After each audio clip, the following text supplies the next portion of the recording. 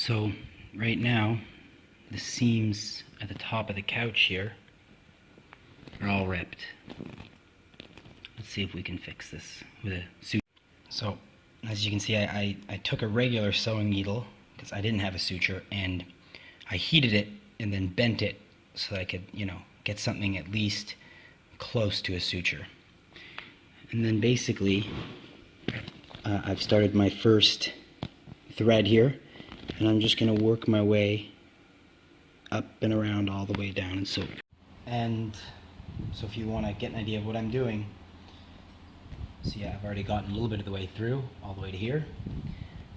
I'm going to, I don't think you can see it, hopefully you can, thread the needle down and up through this part of the fabric, pull it through in a way that when you pull it all the way, this thread here is going to press down, and then basically just keep going.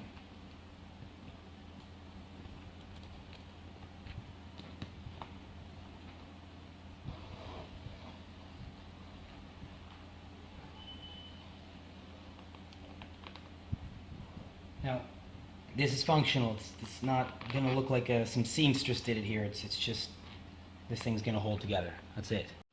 Alright, so basically now I've got my sewing done all along the seam. It's not very strong. Firstly, the threads will rip this pleather. It's not even real leather. It's gonna rip right through it. Like a knife through a piece of paper if you were to really pull on it. So basically what I've done is I've taken your basic Dollarama or dollar store sewing kit with really crappy threads. They're not very strong, very crappy needles, and I have used that to sew this up. Now I'm also going to take super glue. Now most people would tell you, use fabric glue. But the thing is with fabric glue is it's very thick, and a lot of it is going to wind up on the surface, and you're going to see it.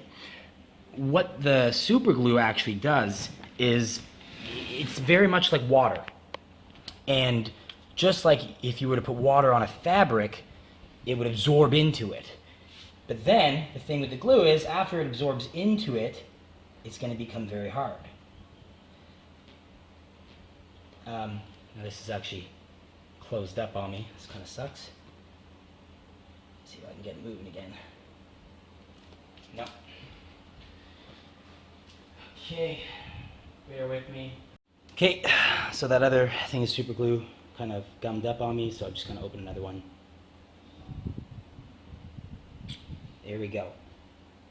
And basically, I'm just going to drop the super glue in the seams, and actually all these threads are going to soak up the super glue. And what's going to happen is they're going to become not threads anymore. They're almost going to become like stiff bars. Kind of if you think of rebar and cement. And the best part is because the super glue is very much liquid, like water, it's going to absorb down through all the holes into the threads, and you're really not going to see much on the surface once it's dry. Hope I'm not in the way here. I do apologize.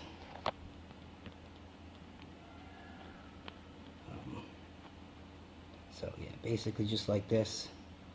I'm going to continue doing this, and I'll come back and show you the finished product. Okay, so basically as you can see here, this isn't done yet.